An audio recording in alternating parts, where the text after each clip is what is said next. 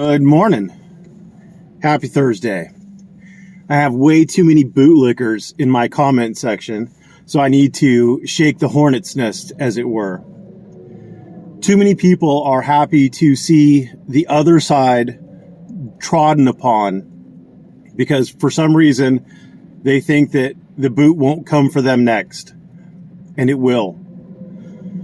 I'm going to talk today about Floyd Wallace Jr., News Now Omaha. I'm going to talk about his arrest on January 9th of 2021 in North Platte, I think, Nebraska. He posted the video of the arrest sometime around the end of February. I don't know the exact date, don't really care. He was videotaping vehicles around a jail. Jail officers, sheriff's deputies, law enforcement personnel, and or corrections officers came out. The very first words out of the first officer's mouth was, "Hey, come here." Remember that. It was, "Hey, come here." The situation escalated. Mr. Wallace asked if he was being detained. He, in fact, was being detained. Remember that. He was being detained. They suspected him of loitering around a jail, which is a crime in the state of Nebraska. The actual statute, I don't remember the statute number, but I read it a couple of times. I went on Google Scholar to see if I couldn't get any clearer definitions of it. And I would warrant is most likely unconstitutional on its face. As applied to Mr. Wallace, it would require that he loiter around a jail. What the fuck does loiter mean? And where does around begin or end?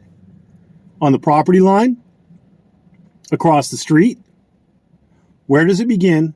Where does it end? And what is the definition of loitering?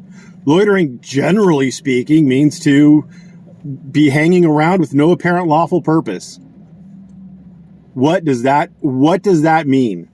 Most loitering statutes that I've come across have been found to be unconstitutional because they are vague. They are very vague. They leave a lot to the discretion of the officer, and that in itself makes it arbitrary and capricious. So now we have two vague terms. Loitering is vague and around is vague. We know what a penal institution is. It could be a prison or a jail or other correctional facility. That's great. And then there's two options. One is to be passing messages to or attempting to pass messages to inmates. That's a no-no. Or to fail to leave or refuse to leave when ordered to do so by a law enforcement officer or correctional officer. Well, there is no indication that they had reasonable suspicion to believe that he was passing messages to inmates. He was in the parking lot looking at police cars. And the very first words out of the correctional officer and or law enforcement officer's mouth was, "Hey, come here." Not leave. It was, "Hey, come here." And then clarified, yes, you are being detained. When you're being detained, guess what, kids? You're not free to go. So not only, failing or refusing to leave the immediate vicinity is actually what he would have had to do when ordered to do so by a law enforcement or correctional officer. And again, what does immediate vicinity mean? Does it mean you have to move 10 feet away? 20 feet? 6 inches? 6 miles? What does immediate vicinity means? It is completely vague. It is completely arbitrary and capricious. And the officer still fucked it up. Still fucked it up. Congratulations to our heroes in blue. You have made us safer from someone who was doing the heinous non-crime of taking pictures. Not only did they do that, but they drew firearms on him. And I can hear what all you little bootlickers are saying. But Floyd Wallace was putting his hands behind his back and in his pockets. And he hadn't committed a crime.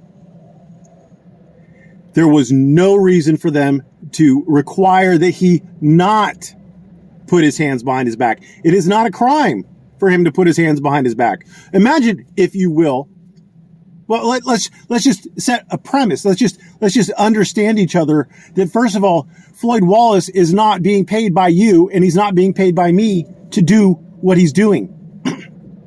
He's not a public servant. He's not subject to the policies of a police department. If he fucks up, if Floyd Wallace fucks up, it's not the taxpayer that's paying the bill. That cop, on the other hand, is a professional. He is a professional who is being paid to know the law and to keep society safe from criminals, to know and enforce the law. These officers failed to know the law. They failed to enforce the law. In fact, they wrongfully arrested Floyd Wallace. But imagine, if you will, you were in that officer's shoes. You, Joe Citizen, not a cop. Imagine you saw someone poking around your car, someplace where you couldn't just trespass the person, someplace you didn't own. Say, for example, in a parking lot of a park. You can't trespass the person. You don't have any legal right to tell that person, don't look into my car, but you don't like it. And so you say, hey, come here. And the guy says no and puts his hands behind his back. Could you then draw your firearm and point it at him? Imagine, if you will, that you did in fact draw your firearm and point it at someone for the heinous non-crime of looking in or taking a picture inside of your vehicle, which cops can do. Cops can look in a vehicle all day long. In fact, the Supreme Court's ruled that's not a search.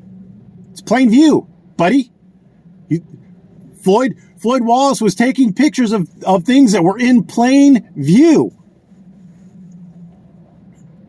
But imagine if you had pulled your gun and someone had called the cops. And the cops showed up. Who were they going to arrest? The guy who was doing absolutely no crime, taking pictures into a car? Or you for pulling a fucking gun on someone who is doing a non-crime? And imagine, if you will, trying to drop your excuse of, but he had his hands behind his back. I was in fear of my life. That's not a reasonable fear. That's not a reasonable fear. And I swear to you, as an attorney, I would much rather be on the prosecution side of a civil suit for damages, for assault, than I would be on the defensive side trying to defend someone, trying to make the argument that they were in reasonable fear for their safety because someone had the audacity to put their hands behind their back after taking a picture into a car in a public place. People just don't understand the absurdity of what the cops are doing. And the cops are the professionals. They want to focus on what Floyd Wallace is doing. He's not committing a crime. At that point, who the F cares? Who cares? I don't care. You shouldn't care. Oh, he's dumb. He's a retard. Well, congratulations. I hope you feel better about yourself. But he wasn't doing anything wrong, and he exposed cops who, number one, didn't understand the law, who, number two, tried to enforce a law that is, I would bet you a shiny brand new U.S. nickel, is going to be found unconstitutional if it ever gets in front of a judge. And they did it. They called backup for fuck's sake. They had, you could hear the sirens rolling in for this. For an unarmed black man taking pictures into a car. Did you just drop the race card in there, John? Yeah, I did. Yes, I did. Because it is a factor. People see his race.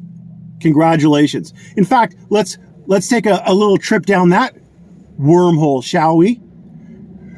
I was directed to a video of Schrodinger cat, who is a fucking idiot. His entire analysis of every video I've ever seen, which is 2, has been, this guy's dumb. He does dumb things. Congratulations. Brilliant analysis. I hope you feel better about yourself, and I hope your audience feels better about themselves, knowing that someone else is dumb. And then I am led to believe that Kate from Masshole Report has had the same analysis. Both persons believe that somehow PayPal Patty and News Now Houston are manipulating this guy. Not all of the other auditors that PayPal Patty and News Now Rapist have done audits with or have gone to bail out of jail. No. It's just Floyd Wallace Jr. Floyd Wallace Jr. especially. See, he's not as bright as the other ones are. He's not as bright as PayPal Patty. Excuse me? He's not as bright as what? Damon Jones? I mean, most auditors are not bright. What is the key difference with Floyd Wallace? Why does he need two white masters? Explain that. Maybe it's not hard bigotry. Maybe it's just the soft bigotry of low expectations that a black man who did this before he met PayPal Patty and who did it before he met News Now Rapist could possibly come up with the grand ideas of auditing and baiting the police into doing stupid shit, like arresting him for loitering around a jail when he wasn't meeting the definitions, the criteria, the elements of the statute. If, in fact, the statute is constitutional, which I sincerely doubt it is. So which is it? Is it hard bigotry or is it soft bigotry? Think about that. Thanks for watching. Don't be an authoritarian bootlicker. Have a great day.